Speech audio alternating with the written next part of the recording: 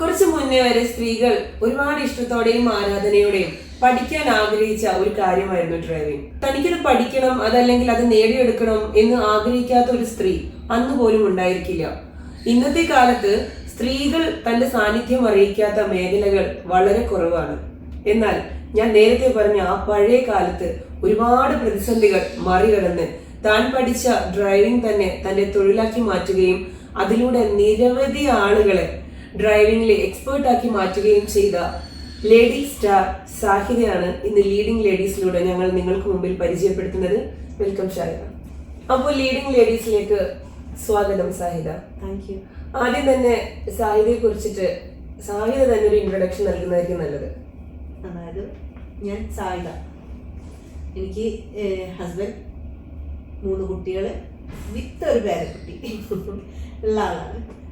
പിന്നെ പേരക്കുട്ടീനെക്കാട്ടി ചെറുതാണ് എൻ്റെ മോന്, അതും ഒരു ഡിസ്ട്രാണില്. പിന്നെ ചെറിയൊരു ഫാമിലി അൽഹംദുലില്ലാ. പിന്നെ ഉമ്മ, അപ്പ, ബ്രദർ, സിസ്റ്റർ, അങ്ങനെയുള്ള ഒരു ഫാമിലി ഉള്ള ഒരാളാണ് ഞാൻ.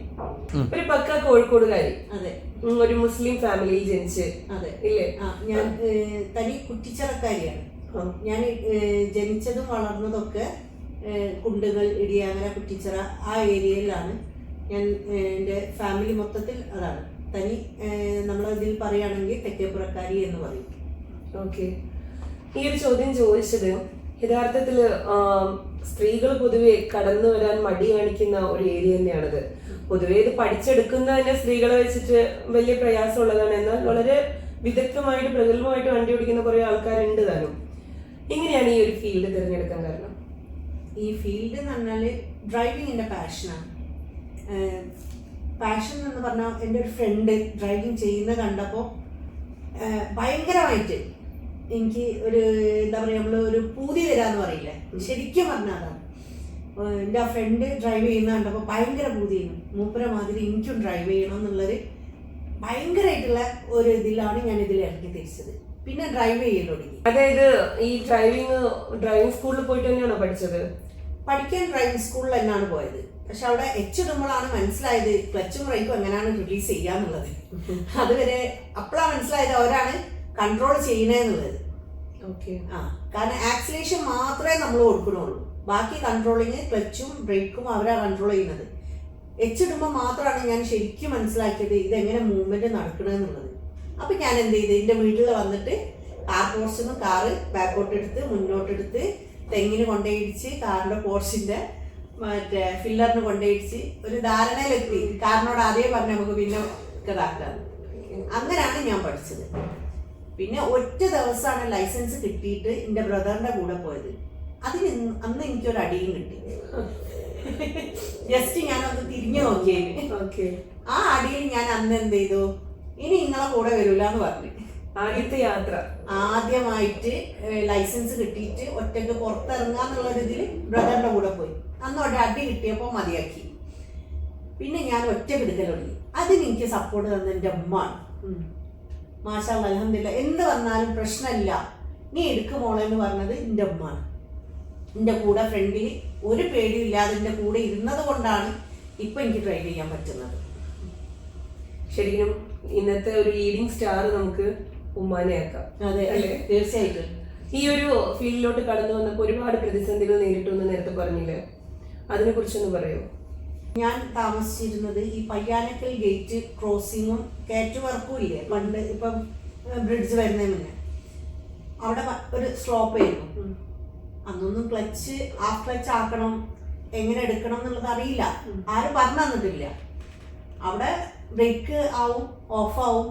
അപ്പൊ ബാക്കിലുള്ളവരും ഫ്രണ്ടിലുള്ളവരും ചീത്ത പറയും. കാരണം ഗേറ്റ് അടുക്കുന്നതിന് മുന്നേ ഒരുക്കി കടക്കണം, ലേഡി ആണെന്നുള്ള ഒരു പരിഗണനയില്ല. ചീത്ത പറയും, തെറി പറയും, നന്നായിട്ട് തെറി പറയും. പിന്നെ കുറേശ്ശെ എടുത്ത് പഠിച്ച് അത് കഴിഞ്ഞ് റോട്ടിലിറങ്ങി മെല്ലെ പോക്കൊടുങ്ങിയപ്പോൾ തലയിട്ട് തിരിഞ്ഞിട്ട് ചോദിക്കും, ഇത്താണ് വണ്ടി ഓട്ടുന്നത്, എന്തിനാ കഴിയാത്ത പണിക്ക് ഇരിക്കുന്നത്, വീട്ടിലിരുന്നാ പോലെ എന്ന് ചോദിക്കും. കുറച്ച് സ്പീഡ് കൂട്ടിയപ്പോഴോ എന്താ പറയുക തുടങ്ങി, കണ്ട ഓള് പോണത് ഓളൊരു അഹങ്കാരം, ഭയങ്കര സ്പീഡിലാണ് പോണത്. അതാണ് നമ്മളെ പൊതുവെ ലേഡീസ് ഡ്രൈവ് ചെയ്യുമ്പോൾ ഈ നാട്ടിലുള്ളൊരു പൊതുവെ ഉള്ള കോൺസെപ്റ്റ്. പക്ഷെ ഇന്നും 50% ആണുങ്ങൾ 50% ആണുങ്ങൾ നല്ലവരുണ്ട്. പക്ഷെ അതിൽ 50% ആണുങ്ങളും ലേഡീസ് ആണ്. അപ്പോൾ അവർക്ക് തീരെ ഡ്രൈവിംഗ് അറിയില്ല എന്നുള്ളൊരു മെന്റാലിറ്റി ഉള്ള ആൾക്കാരാണ്. ഇപ്പൊ ഈ ഒരു ഫീൽഡിൽ വർഷങ്ങളുടെ എക്സ്പീരിയൻസ് ഉണ്ട് സാഹിരയ്ക്ക് ഇല്ലേ? അപ്പോൾ അവിടെ വളരെ നമുക്ക് ഹൃദയത്തിന് വേദനിപ്പിച്ചതായിട്ടുള്ള ചില ആളുകളുടെ പെരുമാറ്റങ്ങളൊക്കെ ഉണ്ടാവും. അങ്ങനെ എന്തെങ്കിലും അനുഭവങ്ങൾ ഉണ്ടായിട്ടുണ്ടോ? അങ്ങനെയുള്ള അനുഭവങ്ങൾ എന്ന് പറഞ്ഞാൽ ഇത് നമ്മളിപ്പോൾ ഒരു റോഡ് സ്ട്രെയിറ്റ് റോഡ് പോകുകയാണെങ്കിൽ ഈ റോഡ് മുറിഞ്ഞു കിടക്കാൻ നിൽക്കുന്ന ആളുകൾ ഉണ്ടാവും. ബൈക്കേറ്റോ കാറേറ്റോ നമ്മളെ ഫ്രണ്ടിൽ 3-4 വണ്ടികൾ ഉണ്ടാവും. അവർ കടന്നു പോയിട്ടും നമ്മളെ ഫ്രണ്ടിലുള്ള 3 വണ്ടികൾ കടന്നു പോയിട്ടുണ്ടാവും. പക്ഷെ 4ാമത് നമ്മൾ ലേഡീസ് ആണെന്ന് കണ്ടു കഴിഞ്ഞാൽ പെട്ടെന്ന് ക്രോസ് ചെയ്താൽ അതൊരു തരം നമ്മളെ എന്താ പറയാ ബ്രേക്ക് പിടിക്കാനും പറ്റാത്ത അവസ്ഥ ആയിരിക്കും. ബ്രേക്ക് എങ്ങനെയെങ്കിലും, കാരണം ലേഡീസ് ആയതുകൊണ്ട് ബ്രേക്ക് പിടിച്ചോളണം. റൂൾസ് ആൻഡ് റെഗുലേഷൻസ് അനുസരിച്ച് ആണിനും പെണ്ണിനും ഒരേ റൂൾസാണ്. ഇവിടെ ഡ്രൈവിങ്ങിന് വേറെ റൂൾസ് ഒന്നുമില്ല. റോട്ടിൽ വണ്ടി എങ്ങനെ ഓട്ടണം എന്നുള്ളത് ആണായാലും പെണ്ണായാലും സെയിം ഇതിലാണ്. അതാരും മനസ്സിലാക്കൂല. ലേഡീസിനെ കാണുമ്പോൾ അവർ ബ്രേക്ക് പിടിച്ചോളണം നിർബന്ധമായും. അത് വല്ലാതെ വിഷമിപ്പിക്കുന്ന ഒരു കാര്യമാണ്. പിന്നെ ഒരു പേഴ്സണൽ ഒരു കോച്ചായിട്ട് പോകുന്നുണ്ടല്ലോ ഡ്രൈവിംഗ് പഠിപ്പിക്കുന്ന കുറേ ആളുകളെ ഡ്രൈവിംഗ് പഠിച്ച് വാർത്തെടുത്തിട്ടുണ്ട്. അൽഹംദുലില്ലാഹ് കുറെ പേരുണ്ട്. ചെറിയൊരു ഗ്രൂപ്പ് തന്നെ ഉണ്ട്. ഡ്രീംസ് ഓൺ വീൽസ് പറഞ്ഞിട്ട് ചെറിയൊരു വാട്സപ്പ് ഗ്രൂപ്പ് ഒക്കെ ഉണ്ട്. ഓക്കെ, ഏകദേശം എത്ര ആൾക്കാർക്ക് ഇപ്പോൾ അവരെ സ്വയം പര്യാപ്തരാക്കിയിട്ടുണ്ടാവും ഈ ഡ്രൈവിംഗിന്റെ കാര്യത്തില്? അപ്പൊ അങ്ങനെ ചോദിച്ചിട്ടാണെങ്കിൽ എനിക്ക് അറിയില്ല എത്ര ആളുകളുണ്ട്. കുറച്ച് ഉണ്ട്.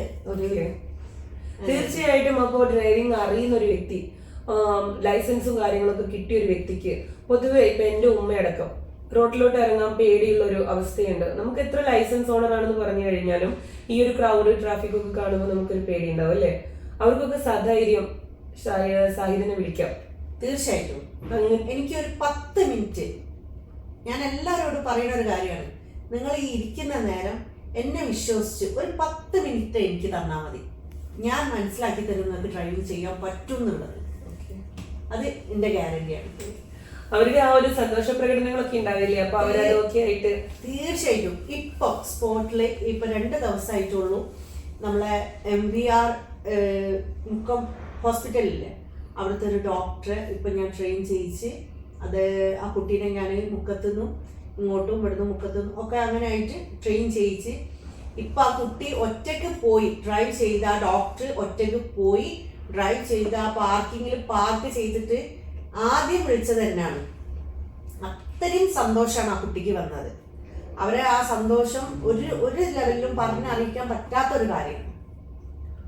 പിന്നെ ഞാൻ ചോദിക്കണമെന്ന് ആഗ്രഹിക്കുന്നത്, നമ്മൾ പല തൊഴിലിടങ്ങളിലും പുരുഷന്മാര് സ്ത്രീകള് എന്ന് പറയുന്ന വേതനത്തിന്റെ കാര്യത്തിൽ, ഈവൻ അവർക്ക് കിട്ടുന്ന പേയ്മെന്റിന്റെ കാര്യത്തിൽ പോലും പലതരത്തിലുള്ള വേർതിരിവുകളുണ്ട്, പലതരത്തിലുള്ള പക്ഷാപാതങ്ങളുണ്ട് ഇല്ലേ? അതിനെ കുറിച്ച് അങ്ങനെ എന്തെങ്കിലും നേരിടേണ്ടി വന്നിട്ടുണ്ടോ? അതിനെ കുറിച്ച് സംസാരിക്കാവോ? ഞാനിപ്പോ ലാസ്റ്റ് വർക്ക് ചെയ്ത ഡ്രൈവിംഗ് സ്കൂളിൽ എനിക്ക് പേയ്മെന്റ് ഇപ്പോഴും തരാൻ ബാക്കിയാണ്. ഞാനൊരു ലേഡീസ് ആയതുകൊണ്ട് ആണത്. തീർച്ചയായിട്ടും അതൊരു ജെന്റ്സ് ആണെങ്കിൽ അവര് അങ്ങനെ ഒരു ഇതാവില്ല. എനിക്കിപ്പോഴും ആ ലാസ്റ്റ് ഞാൻ വർക്ക് ചെയ്ത ഒരു ഡ്രൈവിംഗ് സ്കൂളിൽ നിന്ന് എനിക്ക് പേയ്മെന്റ് തരാൻ ബാക്കിയാണ്. ഓക്കെ, അത്തരത്തിലുള്ള ഒരു സമീപനം എന്തുകൊണ്ടാണ് മാറാത്തതെന്നുള്ളതിനെ കുറിച്ച് ചിന്തിച്ചിട്ടുണ്ടോ? ഒന്നാമത് എല്ലാവരും ഒരു പൊതുവെ ധാരണ എന്താ വെച്ചാല് ലേഡീസിനൊന്നും അറിയില്ല, ഒന്നും ചെയ്യാൻ പറ്റൂല. ഇനിയിപ്പം എന്തെങ്കിലും ചെയ്യുകയാണെങ്കിൽ തന്നെ അത്രക്ക് പോരാ. എന്ത് സംഗതിയായാലും ലേഡീസ് അല്ലേ അത്ര ഉണ്ടാവുള്ളൂ. ആദ്യം അവിടെ ഒരു സ്റ്റോപ്പ് ഇടലാണ്. അതിന്റെ ആവശ്യമില്ല. ശരിക്കും ശ്രമിച്ചാൽ ലേഡീസ് ആയാലും ജെന്റ്സ് ആയാലും ഒരുപോലെ പോകാൻ പറ്റും. പിന്നെ ചില കാര്യങ്ങൾ നമ്മൾ ജെന്റ്സിനെ നമ്മൾ മുൻകൂട്ടി നിർത്തണം, അതൊന്നും വേണ്ടാന്നൊന്നും പറയുന്നില്ല. പക്ഷെ നമ്മൾ ലേഡീസിനെ ഈ അടിച്ചമർത്തലുണ്ടല്ലോ, ഒന്നിനും പറ്റാത്തവരാണെന്ന് ഒരൊറ്റ സംഗതി ഞാൻ പറഞ്ഞുതരാം. നമ്മൾ ലേഡീസിന് മൾട്ടി പവർ ബ്രെയിനാണ്. ഒരു ഹൗസ് വൈഫ് അല്ല, വർക്കിംഗ് വുമൺ തന്നെ വീട്ടിലുള്ള കാര്യങ്ങൾ ചെയ്യുന്നു, കുട്ടികളുടെ കാര്യങ്ങൾ ചെയ്യുന്നു, പുറത്തു പോയി ജോലി ചെയ്യുന്നു. പക്ഷെ അതേസമയം ഒരു ജെന്റ്സിന് പുറത്തു പോയി വർക്ക് ചെയ്ത് വന്ന ആൾക്ക് വീട്ടിലൊരു കാര്യം ചെയ്യാൻ പറ്റൂല. ഈവൺ ഒരു ചായ വരെ ഒരാക്കി കുടിക്കൂല. ആ ഒരു ഇതുണ്ട്. ഇനിയിപ്പോൾ എന്തെങ്കിലും സാധനം മറന്നുപോയി വീട്ടിൽ എത്തിക്കഴിഞ്ഞാൽ അവരോട് പറഞ്ഞാൽ വാങ്ങിക്കൊണ്ടുവരുമോ? ഇല്ല. പക്ഷെ എത്ര ജോലി കഴിഞ്ഞ് എത്ര ടയർഡായിട്ട് വന്നാലും നമ്മളെ കുട്ടികൾക്ക് വേണ്ടിയ ഭക്ഷണവും ആ വീട്ടിൽ വന്നാൽ വാഷിംഗ് മെഷീൻ ഇടുന്ന കാര്യങ്ങൾ, മറ്റുള്ള കാര്യങ്ങൾ, കുട്ടികളുടെ കാര്യങ്ങൾ, ഭക്ഷണം ഉണ്ടാക്കുന്ന കാര്യങ്ങൾ, അവർക്ക് തിന്നാൻ കൊടുക്കുന്ന കാര്യങ്ങൾ, ഇതൊക്കെ ചെയ്യുന്ന ആരാണ്? സ്ത്രീകളാണ്. പുരുഷന്മാർ ചെയ്യുന്നില്ല. കാരണം റോഡിൽ ഇറങ്ങി കഴിഞ്ഞാൽ നമ്മൾ പോലീസുകാരോട് വരെ കേട്ടിരിക്കണം, ഈ ടൈമാണോ, സ്ത്രീകളായതുകൊണ്ട് ഈ ടൈമാണോ, ഈ വഴിയാണോ, എന്തിനാണ് ഈ ടൈം എടുക്കണത്? ട്രാഫിക്കിൽ പഠിക്കേണ്ടത് ട്രാഫിക്ക് പഠിക്കണം അല്ലേ? നമ്മൾ ട്രാഫിക്കിൽ എങ്ങനെ പോയി നിൽക്കണം എന്നുള്ളത്, ട്രാഫിക്ക് പോയാലേ നമുക്ക് പഠിപ്പിച്ചു കൊടുക്കാൻ പറ്റുള്ളൂ. അല്ലാതെ കാലി റോട്ടിൽ 4 റൗണ്ട് ഓടിപ്പിച്ചിട്ട് നേരെ ട്രാഫിക്കിൽ അവരോട് കൊണ്ട് നിർത്താൻ പറഞ്ഞാൽ അവർക്ക് നിർത്താൻ പറ്റൂല. ബ്ലോക്കിൽ നിർത്തണമെന്നുണ്ടെങ്കിൽ ആ ബ്ലോക്ക് കൊണ്ടേ അവരെ മനസ്സിലാക്കി കൊടുക്കണം.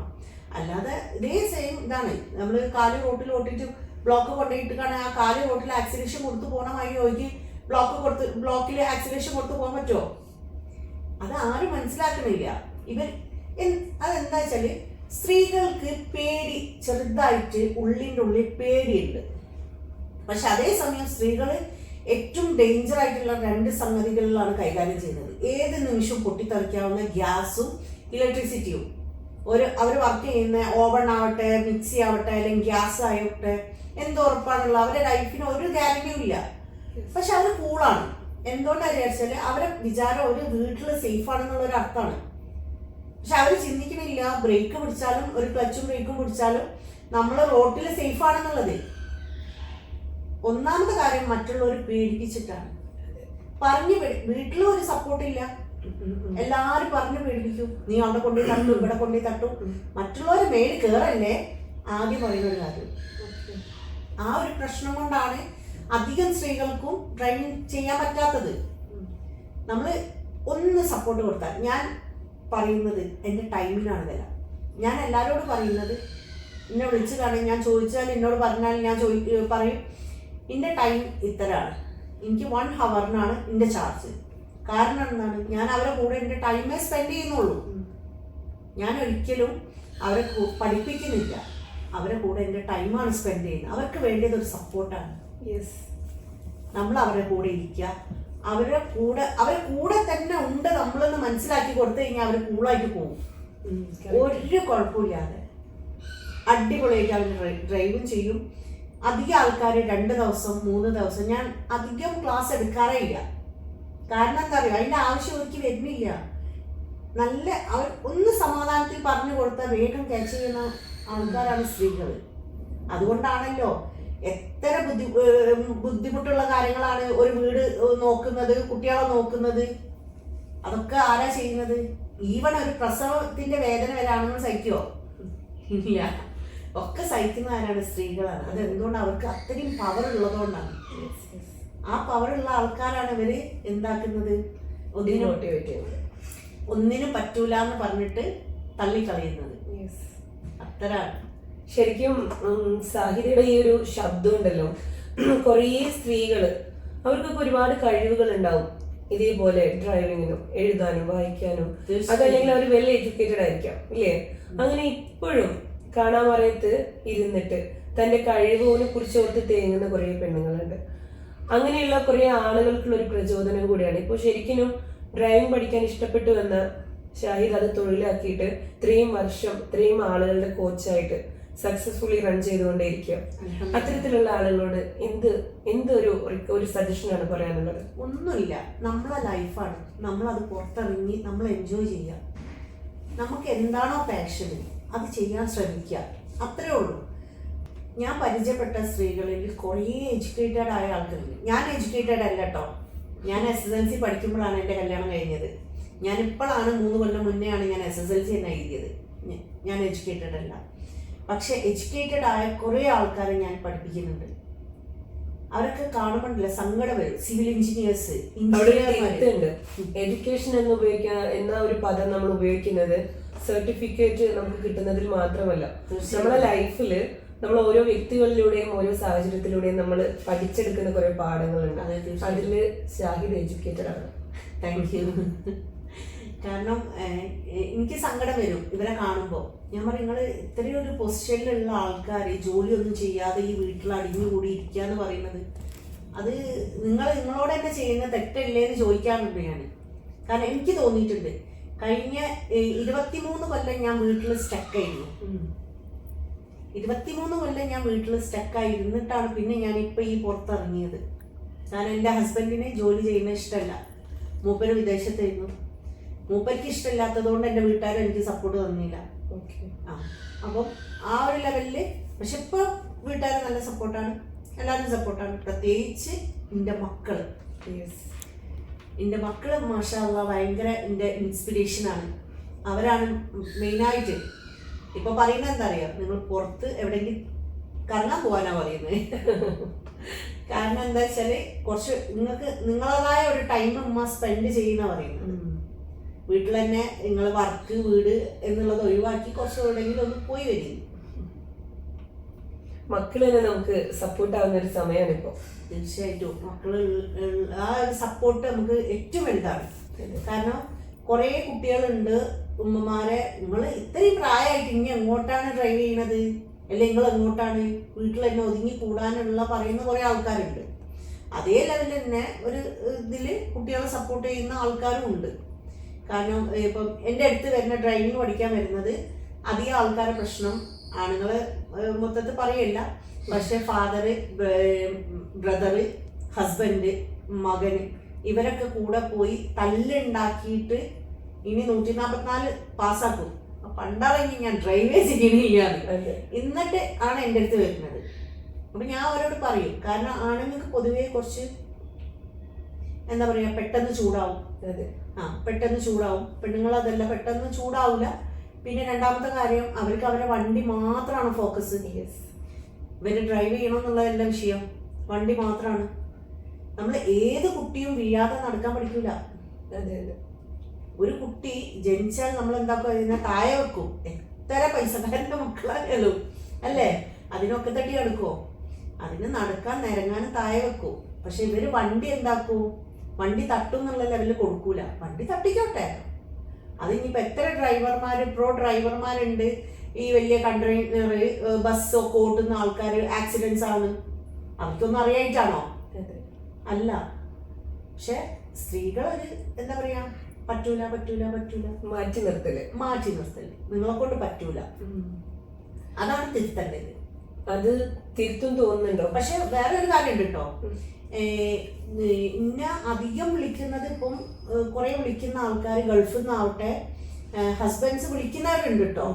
കാരണം അവരെ ഭാര്യമാരെ പഠിപ്പിക്കണം, അവരെ ഒറ്റക്കാണ് വീട്ടില്, അവരെ പഠിപ്പിക്കണം, കാറുണ്ട് വീട്ടില്, ലൈസൻസ് ഉണ്ട്, മൂപ്പരങ്ങൾ പഠിപ്പിച്ചു കൊടുക്കണം എന്ന് പറഞ്ഞിട്ട് കുറെ പേര് അങ്ങനെ വിളിക്കുന്ന ആൾക്കാരും ഉണ്ട്. സപ്പോർട്ട് ചെയ്യുന്ന ഭർത്താക്കന്മാരും ഉണ്ട്. തീർച്ചയായിട്ടും ഉണ്ട്. അതാണ് ഞാൻ നേരത്തെ പറഞ്ഞത്, നമ്മൾ പുരുഷന്മാരിൽ 50% ആൾക്കാർ സപ്പോർട്ടീവാണ്.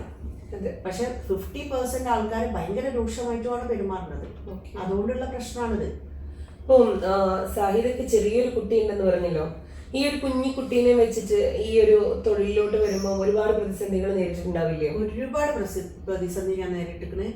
ഇപ്പം ഞാൻ നേരിട്ട് കൊണ്ടിരിക്കുന്നത്, എൻ്റെ മോനെ ഞാൻ കൂടെ കൊണ്ടെടുക്കുകയാണ്. ജോലിക്ക് പോകുമ്പോൾ ഞാൻ കൂടെ കൊണ്ടെടുക്കുക. എൻ്റെ മോന് ഭയങ്കര കുരുത്തക്കെടാണ്. അങ്ങനെയല്ല, മാഷാ അല്ലാഹ് ഭയങ്കര നോട്ടിയാണ്. അപ്പോൾ അവനെ ഓടി എൻ്റെ അമ്മ ആണ് നോക്കല്. പക്ഷെ ഇപ്പം നമുക്ക് വഴി സുഖമില്ല. പിന്നെ എൻ്റെ അനിയത്തിയും നാത്തൂനും ഇവരൊക്കെ വർക്കിംഗ് ഉള്ള ആൾക്കാരാണ്. അപ്പം പിന്നെ ആരുമില്ല ആക്കാൻ. എൻ്റെ മോള് പഠിക്കാൻ പോവാണ്, മൂത്താള് ദുബായിലാണ് വർക്ക് ചെയ്യാണ്. അപ്പം ആരുമില്ല വീട്ടില്. അംഗനവാടിയിലാണ് ആക്കാൻ വയ്യ. എത്ര വയസ്സായി കുട്ടിക്ക്? 3.5 വയസ്സ്. ഓക്കെ. ആരെങ്കിലും എന്തെങ്കിലും തരത്തിലുള്ള ഒരു കംഫർട്ട് ഇല്ലായ്മയൊക്കെ പറഞ്ഞിട്ടുണ്ടോ? അങ്ങനെ പറഞ്ഞിട്ടുണ്ടോ ചോദിച്ചാല് ചില ആൾക്കാർ പറയും. പക്ഷെ അധികം ആൾക്കാർ പറയില്ല, നിങ്ങളെ നമ്മൾ സമ്മതിച്ചു, ഇത്രയും റിസ്ക് ഉള്ള ജോലിയാണ് നിങ്ങൾ ചെയ്യുന്നത്, കാരണം നിങ്ങളെ ജീവൻ തന്നെ ഗ്യാരണ്ടി ഇല്ലാത്തതാണ്, അങ്ങനത്തെ നിങ്ങളെ കുട്ടിനായിട്ട് വരുന്നത് സമ്മതിച്ചു എന്ന് പറയും. പക്ഷെ അതിലിപ്പം 2-3 ആൾക്കാർ പറഞ്ഞു, നിങ്ങൾ കൊണ്ടുവരരുത്, നിന്റെ കോൺസെൻട്രേഷൻ പോകുന്നു, ഓന് ഫോണിൽ വീഡിയോ കാണും, അപ്പോൾ അവർക്ക് ബുദ്ധിമുട്ടാവുന്നു, പിന്നെ പേടിയാവുന്നു. അപ്പൊ പിന്നെ അങ്ങനെ കൊണ്ടുപോകാനും ബുദ്ധിമുട്ടാണ്. ചില ആൾക്കാർ അങ്ങനെയുള്ള ആൾക്കാരെ എടുത്ത് പോകുമ്പോൾ കൊണ്ടുപോകില്ല, അല്ലാത്തവരടുത്ത് പോകുമ്പോൾ കൊണ്ടുപോകും.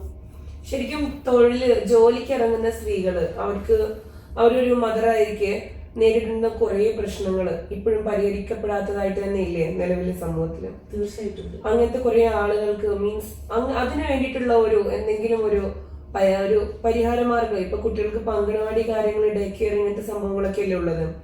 അപ്പൊ ഈ തൊഴിൽ ചെയ്യുന്ന സ്ഥലങ്ങളിൽ ഇങ്ങനെ കുട്ടികളെ അക്കോമഡേറ്റ് ചെയ്യുന്നൊക്കെ ഒരു സംഭവങ്ങൾ ഉണ്ടാവുകയാണെങ്കിൽ ഭയങ്കര ഹെൽപ്ഫുൾ ആയിരിക്കില്ല അങ്ങനത്തെ കാര്യങ്ങൾ? ഭയങ്കര ഹെൽപ്ഫുൾ ആയിരിക്കും. പ്രത്യേകിച്ച് നമ്മള് സ്ത്രീകൾക്ക് കുട്ടികളെ ഒഴിവാക്കാൻ പറ്റൂല. പുരുഷന്മാർ അവരെ മൈൻഡ് ചെയ്യൂല. അവരവരെ പണിക്ക് പോകുമ്പോൾ ഇനിയിപ്പോൾ എത്ര കംഫർട്ടബിൾ അവരെ സ്വന്തമായിട്ടുള്ള ബിസിനസ് ആയാൽ വരെ ആ ഷോപ്പിൽ അവർ കൊണ്ടുപോയി വെക്കൂല. അതൊരു സ്ത്രീയെ കൊണ്ടുപോകുള്ളൂ.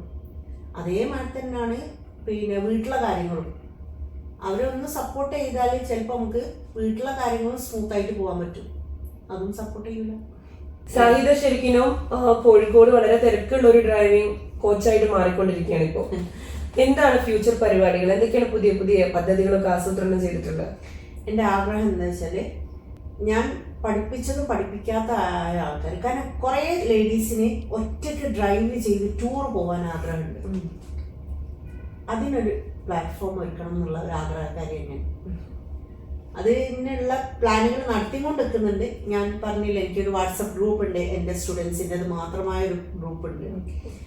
അതിൽ നമ്മളിങ്ങനെ പ്ലാൻ നടത്തിക്കൊണ്ട് നിൽക്കുക. പിന്നെ എൻ്റെ വർക്കും ഇതുമെല്ലാം കൂടി ആയിട്ട് ഒന്നും കൂടി ടൈം എടുക്കും. എൻ്റെ പ്ലാൻ എന്താ വെച്ചാൽ, മക്കളൊന്ന് സെറ്റിലായാൽ എനിക്കൊരു അംബിഷൻ ഉണ്ട്, അതിന് പോകണം. ഒരു car racing. Oh my god, അടിപൊളി.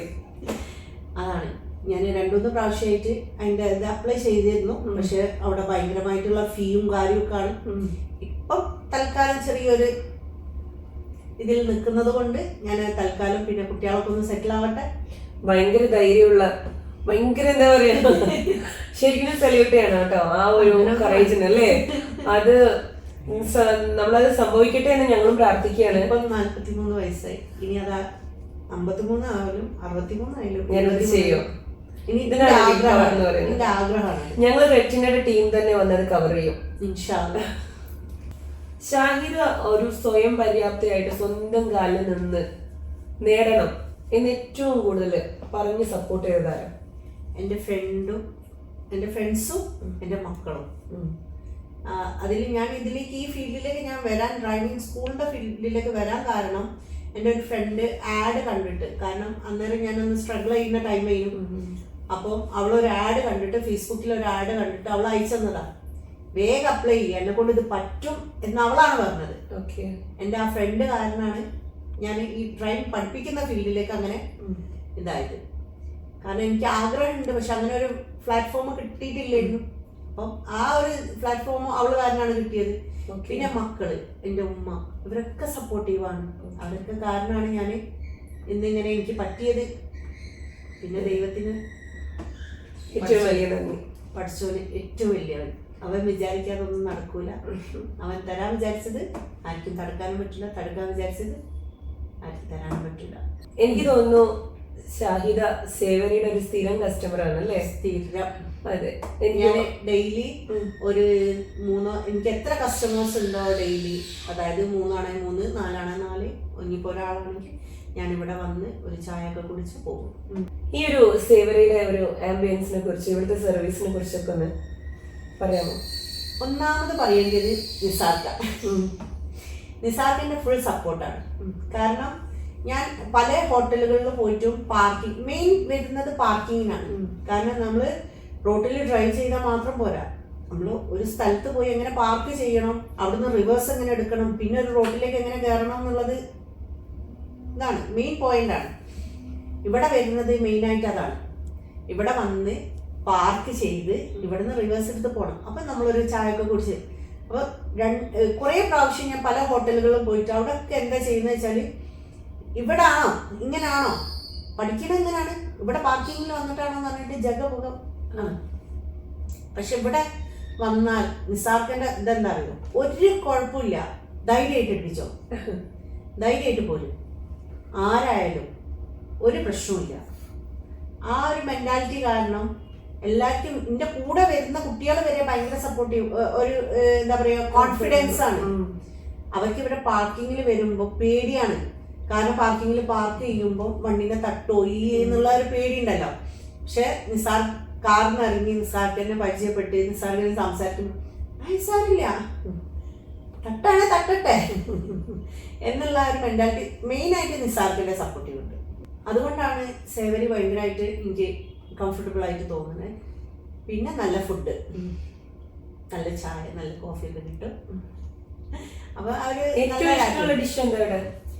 ഏറ്റവും ഇഷ്ടമുള്ള ഡിഷ് എന്താന്ന് വെച്ചാൽ വടിയും ചായ, ഇവിടെ വടിയും കോഫി. ഒരു രാവിലെ 6-7 മണിക്ക് വന്ന നല്ല ചൂടോടെ നല്ല വട, സാമ്പാർ, ചട്നി. ഞാൻ സ്ഥിരം കഴിക്കുന്നതാണ്, സ്ഥിരം സ്റ്റാറ്റസ്. ഒരു എൻ്റെ കസിൻ സിസ്റ്റർ ഒക്കെ എപ്പോഴും കച്ചറാണ്. ഇനിയിപ്പം മിക്കവാറും ഞാൻ ഞായറാഴ്ച രാവിലെ അവരായിട്ട് വരുന്നെന്ന് വിചാരിച്ച് നിൽക്കുകയാണ്, നോമ്പ് തുടങ്ങുന്നതിന് മുന്നേ. കാരണം എപ്പോഴും പറയും നിങ്ങള് ഡെയിലി വടന്റെ ഇത് സ്റ്റാറ്റസ് ഇട്ടിട്ട് നമ്മളെ കൊതിപ്പിക്കുകയാണ്. അപ്പൊ അവരായിട്ടൊന്ന് വരണം ഇതിപ്പോ ഒരു സെക്കൻഡ് ഹോമായി മാറി. അതെ, തീർച്ചയായിട്ടും. കാരണം ഞാൻ എന്റെ കുട്ടികൾ തന്നെ പറയല്ലോ, അതാണ് ഉമ്മ നിങ്ങളെ സേവരി പോവാന്നാണ് കുട്ടികൾ തന്നെ പറയാം. ഇവിടെ വന്ന ഒരു നമ്മളത് ഒരു ശരിക്കും പറഞ്ഞാൽ നമ്മളൊരു വീട് പോലെ നല്ലൊരു ഇതിലാണ്. പിന്നെ ഞാൻ ഇവിടെ വെച്ചിട്ട് എന്റെ സ്റ്റുഡൻസ് മീറ്റപ്പ് കഴിഞ്ഞ ജൂണിൽ നടത്തിയിരുന്നു. അതും നല്ല അടിപൊളിയായിരുന്നു. ഇൻഷാ അല്ലാഹ് ഇനിയും നടത്താൻ പ്ലാൻ ഉണ്ട്. അങ്ങനെ ഞങ്ങൾ വിളിക്കും. ഫ്യൂച്ചർ കുറേ കാര്യങ്ങൾ പ്ലാൻ ചെയ്യാനുണ്ട്. എന്തായാലും നമ്മുടെ ഈ ഒരു സേവറിയില് നമ്മുടെ ലീഡിങ് ലേഡീസുമായിട്ട് ബന്ധപ്പെട്ട് നിങ്ങളോട് ഇരിക്കുമ്പോൾ വളരെ നല്ലൊരു ഈവനിങ് ആയിരുന്നു കേട്ടോ. അത് പറയാതിരിക്കാൻ പറ്റില്ല. ഒരുപാട് നല്ല നല്ല വിശേഷങ്ങളും അതല്ലെങ്കിൽ കുറേ സ്ത്രീകൾക്ക് താൻ വന്ന വഴിയെ കുറിച്ചിട്ട് വളരെ നല്ലൊരു മോട്ടിവേഷൻ തന്നെയാണ് ഷാഹിദ നൽകിയിരിക്കുന്നത്. ഇത്രയും നേരം ഞങ്ങളുമായിട്ട് സമയം പങ്കുവച്ചതിന് നന്ദി പറഞ്ഞുകൊണ്ട് ഇന്നത്തെ പരിപാടി ഇവിടെ അവസാനിച്ചിരിക്കുന്നു. എന്നാൽ ഈ സമയത്ത് ഞാനൊരു കാര്യം ചോദിക്കാൻ ആഗ്രഹിക്കുകയാണ്. ഷാഹിദയെ കുറിച്ച് കൂടുതൽ അറിയാൻ വേണ്ടിയിട്ട് ഇങ്ങനെ ചുമ്മാ നിങ്ങളുടെ സോഷ്യൽ മീഡിയയും കാര്യങ്ങളൊക്കെ ചെക്ക് ചെയ്തുകൊണ്ടിരിക്കുന്ന സമയത്ത് ഒരു ആംബുലൻസ് ഓടിക്കുന്ന വീഡിയോ കണ്ടല്ലോ, അതിനെ കുറിച്ച് എന്താ പറയുന്നത്? അത് നമ്മളെ കുറ്റിച്ചിറ സുലൈമാൻ സേട്ടു ട്രസ്റ്റിന്റെ ഭാഗമായിട്ട് ഒരു പാലിയേറ്റീവ് നടത്തുന്നുണ്ട്. അതിന്റെ ഭാഗമായിട്ട് ഞാൻ അവിടെ ആംബുലൻസിൽ ഓട്ടുന്നുണ്ട്, ഒരു സേവനം. അതിന്റെ കൂടെ തന്നെ അവിടെ ഉള്ള സ്ത്രീകൾക്ക് ആംബുലൻസ് പഠിപ്പിച്ചു കൊടുക്കുന്നുണ്ട്. അതായത് ഇപ്പൊ ഒരാള് പഠിച്ചു, ഇനി അടുത്ത ആൾക്കാരെ പഠിപ്പിക്കണം ഇൻഷാ അല്ലാഹ്. ഗംഭീരം. കാരണം നമ്മള് ഞാൻ മാത്രം ഓട്ടിയാ പോലല്ലോ, അവരൊക്കെ ഓട്ടണ്ടേ. ശരിക്കും ഈ ആംബുലൻസ് നോർമൽ വെഹിക്കിൾ ഓടിക്കുന്ന പോലെയല്ല, ആംബുലൻസ് ഓടിക്കുമ്പോൾ നമ്മൾ കുറച്ചും കൂടെ അലേർട്ട് ആയിരിക്കണ്ടേ? അലേർട്ടാണെന്ന് പറഞ്ഞാല് കുറച്ച് ടഫാണ്, അതിന്റെ സ്മൂത്ത്നെസ് ഇല്ല. നമ്മൾ സാധാരണ കാറൊക്കെ ഓടിക്കുന്ന മാതിരി പവർ സ്റ്റിയറിംഗ് അല്ല, ഗിയറിന്റെ ഇത് ഒക്കെ അങ്ങനെയുള്ള ഒരു ബുദ്ധിമുട്ടാണ്. പിന്നെ കൂടുതൽ എന്താ വെച്ചാല് ആംബുലൻസ് ഡ്യൂട്ടിന്റെ ടൈമിൽ ഇപ്പം ഇത് പാലിയേറ്റീവ് ആയതുകൊണ്ട് അത്തരം ഇതിലല്ല, സിറ്റുവേഷനിലല്ല. പക്ഷെ എന്നെ സംബന്ധിച്ചിടത്തോളം ഞാൻ നല്ല സ്പീഡാണ്, അധികം സ്പീഡിൽ പോവും. നമ്മൾ ശരിക്കും ഏത് സിറ്റുവേഷനിലും നമുക്ക് പോവാനുള്ള കോലത്തിൽ നമ്മൾ ട്രെയിൻ ചെയ്യിക്കണം. ഒരാളുടെ ജീവൻ രക്ഷിക്കാൻ വേണ്ടിയിട്ട് ശരിക്കും നമ്മളുടെ ജീവൻ പണയപ്പെടുത്തിയിട്ടാണല്ലോ ഈ ആംബുലൻസ് ഓടിക്കുന്നത് അല്ലേ? തീർച്ചയായിട്ടും. പക്ഷെ അവിടെയും ട്വിസ്റ്റ് ഉണ്ട് കേട്ടോ. കാരണം ആംബുലൻസ് ഓടിക്കുന്ന ലേഡീസ് ആയതുകൊണ്ട് ആരും മാറി തരില്ല. ആ ഒരു സമയത്ത് പോലും പ്രതിസന്ധികൾ നേരിടുന്നുണ്ട്. അതെ, തീർച്ചയായിട്ടും. ആംബുലൻസ് ആണെങ്കിൽ കൂടിയിട്ടും സ്ത്രീകളാണ് ഓട്ടുന്നത് എന്നുള്ളത് അവിടെ ഒരു വലിയ വിഷയമാണ്. ഈ ഒരു സമയത്ത് ചോദിക്കുക, യഥാർത്ഥത്തിൽ സ്ത്രീകളോടുള്ള ഈ ഒരു വിരോധാഭാസം ഇല്ലേ, ഈ സമൂഹത്തിന് സ്ത്രീകളാണ് എന്ന് പറഞ്ഞിട്ടുള്ള ഈ ഒരു പാർഷ്വാലിറ്റി കാണിക്കുന്നതിന് ശരിക്കും ഷാഹിദയുടെ തൊഴിൽ വെച്ചിട്ട് ഭയങ്കര ബുദ്ധിമുട്ട് നന്നായിട്ട് അനുഭവിക്കുന്നില്ല? നല്ലോണം അനുഭവിക്കുന്ന ഒരു വ്യക്തിയാണ് ഞാനൊരു ഡെയിലി കുറെ ആൾക്കാരെ ചീത്ത പറയേണ്ട ഒരു അവസ്ഥയിലേക്കാണ്. കാരണം ഇവര് എന്നെ സംബന്ധിച്ചിടത്തോളം ഞാൻ അത്രയും മോട്ടിവേഷൻ കൊടുത്ത് അവരെ കോൺഫിഡൻസ് ചെയ്യിച്ചിട്ടാണ് ഞാൻ ഇവരെ ഡ്രൈവ് ചെയ്യിപ്പിക്കുന്നത്. ഇവരെ ഒരൊറ്റ സെക്കൻഡോട്, അതായത് ഒരു സെക്കൻഡ് പോലും ബ്രേക്കിംഗ് ആവാൻ പാടില്ല. ഒരു ലേഡി എവിടെ ആയാലും ഒരു സെക്കൻഡ് പോലും ബ്രേക്ക് പിടിക്കാൻ പാടില്ല. എവിടെ ആയാലും പെട്ടെന്നായിരിക്കണം. ഫ്രണ്ടിൽ ഒരാള് കടുക്കാണെങ്കിലും ഓനടിച്ച് തള്ളി ലേഡി ആയതുകൊണ്ട് എടുത്തു പോകണം. നമ്മളിപ്പോ ഏത് ആളായാലും, ആണായാലും പെണ്ണായാലും, ഫ്രണ്ടിൽ ഒരാൾ ക്രോസ് ചെയ്യുമ്പോൾ അവർക്ക് എടുക്കാൻ പറ്റുമോ? പറ്റൂല. കാരണം അവിടെ എല്ലാവരും ബ്രേക്ക് പിടിക്കും. പക്ഷെ അത് നമ്മൾ ലേഡീസ് ആണെന്ന് കാണുമ്പോൾ ഫോൺ അടിച്ചിട്ട് എടുങ്ങാറാകും. എൽബോർഡാണ് പറയേണ്ടത്.